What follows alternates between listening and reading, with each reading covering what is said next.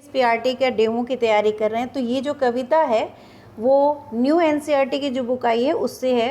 कविता को किस तरीके से प्रस्तुत करना है यही हम लोग आज इस कविता के ज़रिए देखेंगे कि जब हम डेमो टीचिंग करने जा रहे हैं हिंदी की कविता के लिए।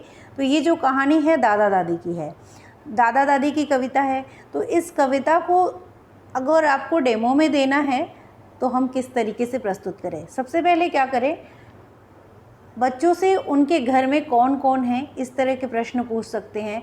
उनके घर में जितने लोग हैं उनके बारे में बात करने के बाद वो छुट्टियों में कहाँ जाते हैं, तो दादा दादी के पास जाते हैं, बच्चे बताएंगे नाना नानी के पास जाते हैं। क्या वो उनको घर में कौन है जो कहानियाँ सुनाता है, तो वो दादा दादी नाना नानी अपने आप ये शब्द जो है वो निकल आएंगे। तो हमारा प्रस्तावना एक तरीके से यही होता है कि बच्चों से ही कुछ ऐसे प्रश्न करके उससे जो टॉपिक हम पढ़ाने जा रहे हैं उसका नाम आ जाए। तो इस तरह के प्रश्न से हम करवा सकते हैं। उसके बाद आप इनको एक्शन के साथ पढ़ाइए।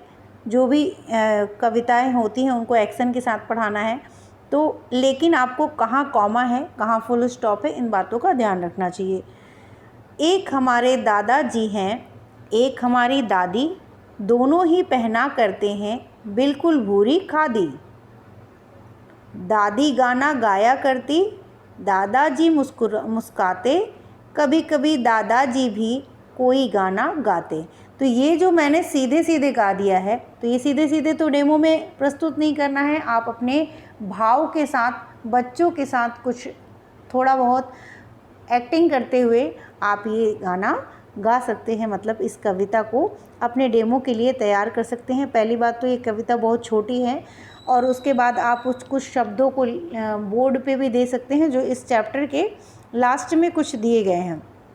तो दादा दादी की तरह यहाँ पे नाना नानी का भी यूज़ किया जा सकता है, जैसे दादा दादी, नाना नानी, मामा मामी। तो ये सारे शब्द और ये चित्र जो है, मतलब इस चैप्टर में ही जो चीज़ें दी हुई हैं उन्हीं को हम ब्लैक बोर्ड पे भी होमवर्क के तौर पे भी यूज़ कर सकते हैं। बच्चों को ये कविता याद करने के लिए दे सकते हैं। छोटी सी कविता है, डेमो के लिए बहुत अच्छी रहेगी। इस पे आप खूब प्रैक्टिस करके आप चाहें तो अपना ही एक स्टाइल बना सकते हैं। वीडियो अच्छी लगी हो तो चैनल को सब्सक्राइब करिएगा। Thank you.